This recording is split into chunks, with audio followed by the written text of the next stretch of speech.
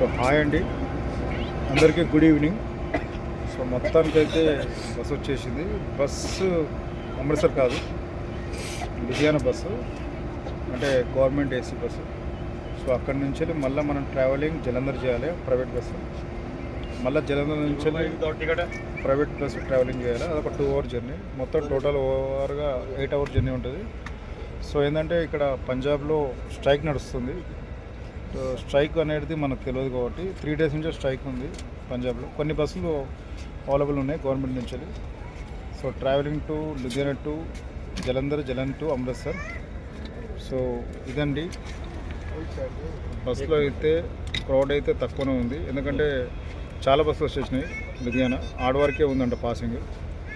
So అక్కడికి వెళ్ళి private బస్సులో టూరిజంకి అయితే చాలా కష్టం, ఎందుకంటే టూరిజం కంపల్సరీ వెళ్ళాల్సిందే, ప్రైవేట్ అయినా గవర్నమెంట్ అయినా. ఇక్కడ లోకల్ వాళ్ళు అయితే ఇంటికి వెళ్ళిపోతారు, లాంగ్ జర్నీ చేయలేరు. మనం బిజినెస్ కదా, మనం వెళ్ళాలి compulsory. So travelling to travelling చేస్తూనే ఉండాలి. సో ఇదండి వీడియో. నెక్స్ట్ వీడియోలో మీట్ అవుదాం. ఓకే అండి, మీట్ టు అమృత్సర్. ఓకే అండి, బాయ్.